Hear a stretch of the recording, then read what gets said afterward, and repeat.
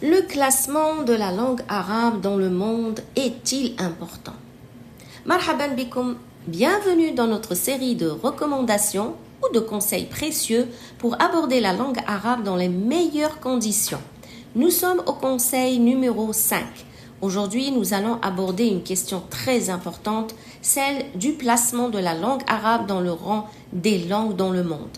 Bien sûr, vous pouvez vous poser la question pour quelle raison on aborde cette question de classement de la langue arabe dans notre cas à nous, c'est-à-dire qu'est-ce que cela peut nous apporter dans notre apprentissage de la langue arabe. Dans cette vidéo, nous allons répondre à cette question importante. Nous allons également montrer comment le classement n'est pas vraiment fiable et comment la langue arabe se détache complètement du peloton et va prendre la tête de ce peloton. Et en dernier, qu'est-ce que cette classification peut vous apporter dans votre parcours de formation en langue arabe? Avant de commencer, abonnez-vous et activez la cloche pour recevoir plus de conseils et de recommandations concernant l'apprentissage de la langue arabe. La langue arabe est de nos jours une des plus grandes langues du monde. Son classement international est généralement autour de la 5e mondiale. Mais si on regroupe toutes les variantes arabes ensemble, certains spécialistes la placent 4e au monde. Vous avez compris, parmi les 7159 langues existantes dans le monde, d'après la source académique de référence ethnologue de l'année 2025, la langue arabe est dans le top 10 des langues les plus utilisées dans le monde. Mieux encore, elle ne sort pas du top 5. Maintenant que vous détenez cette information en tant qu'apprenant de la langue arabe ou en tant que personne qui a l'intention d'étudier cette langue, cette information est plus qu'importante pour vous et je vais vous donner ici les 3 raisons. Première raison, si une langue n'importe laquelle est placée dans le top 5 des langues du monde, cela veut dire qu'elle détient un palmarès important à son actif, ce qui veut dire que la langue arabe est utilisée par un très grand nombre de pays. Et cela veut dire aussi qu'elle est utilisée par des centaines de millions de personnes dans le monde. On parle de 334 millions de personnes qui utilisent l'arabe standard. Nous verrons comment ce chiffre peut être variable plus tard. Par conséquent, si vous vous rendez compte de son importance au niveau mondial, forcément vous allez lui donner plus d'importance et par la même occasion, vous allez prendre en considération votre apprentissage de cette langue comme étant très important, voire primordial dans certains contextes que nous verrons ultérieurement dans les vidéos à venir, Inch'Allah. Deuxième raison. Donc, avant d'aborder la deuxième raison, vous avez compris que la première raison, le classement traduit ou reflète son importance, l'importance de la langue, et simultanément, se diriger vers cette langue pour l'apprendre devient évident. La deuxième raison, si la langue arabe est dans le top 5 des langues du monde, cela veut dire que mon apprentissage de cette langue va m'ouvrir des horizons infinis de possibilités et d'opportunités. Nous n'allons pas rentrer ici dans les motivations personnelles de tout à chacun dans sa décision d'étudier l'arabe. Je veux simplement souligner ici pourquoi le sujet ou la question du classement de la langue arabe doit être pris en compte dans votre, entre guillemets, mindset, si j'ose dire.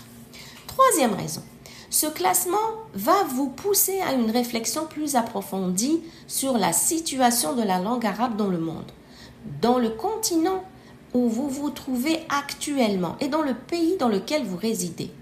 Cette réflexion, elle ne peut qu'être bénéfique pour votre apprentissage ou pour votre démarche à venir dans votre décision d'apprendre la langue arabe. Autrement dit, cette réflexion va vous permettre d'avoir une prise de conscience concernant la langue arabe.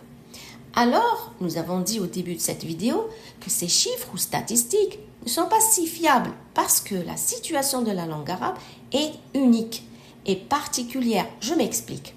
La langue arabe standard, al-Fusha, est la langue commune à tous les pays arabophones. À cela, il faut ajouter les pays islamiques qui ne sont pas arabophones, tels que la Malaisie, l'Indonésie, qui sacralisent cette langue en tant que musulmans.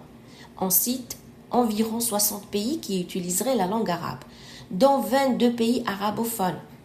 16 autres qui utiliseraient comme langue officielle ou plus, 26 pays qui l'utilisent comme seconde langue. C'est dire que la situation de la langue arabe est assez particulière, pour ne pas dire hors du commun. Pour comprendre ceci, il suffit de penser au nombre de musulmans dans le monde, c'est-à-dire qui dit musulman dit langue arabe, parce qu'un musulman fait sa prière 5 fois par jour en langue arabe, obligatoirement en langue arabe. Sinon, sa prière n'est pas valable selon les juristes musulmans, parce que ce même musulman non arabophone va lire le Coran, qui est en langue arabe, et va apprendre des versets du Coran. Cette lecture du Coran est primordiale pour tout musulman qui vise les bonnes actions ou al-hasanat, comme l'indique le hadith au propos du prophète Mohammed sallallahu alayhi wa sallam. Je cite: Man qara'a harfan min kitabillah falahu bihi hasana wal hasanatu bi'ashri amthaliha la aqulu alif lam harf walakin alif harfun wa lamun harf wa mim harf rawahu at-Tirmidhi wa qala hadithun hasanun sahih. Je vous traduis ici le hadith. Abdullah ibn Mas'ud, qu'Allah l'agrée, radiyallahu anhu, relate qu'il a entendu le messager d'Allah, sallallahu alayhi wa sallam, dire: quiconque lit une lettre du livre d'Allah aura une bonne action. Et la bonne action est multipliée par 10. Et je ne dis pas que alif lam mim est une lettre, mais que alif est une lettre, que lam est une lettre et que mim est une lettre. Fin de la citation. Ainsi, 3 lettres équivalent alors à 30 bonnes actions. En conclusion, que vous soyez non arabophone ou non musulman, si vous décidez d'étudier la langue arabe, vous accédez non seulement au monde arabe riche et varié, mais également au monde islamique non arabophone tout aussi riche et varié. Personnellement, j'en connais aucune langue au monde capable de faire ça à part la langue arabe. N'hésitez pas à me laisser vos commentaires ou questions. Ma'as salama, à bientôt pour un nouveau conseil.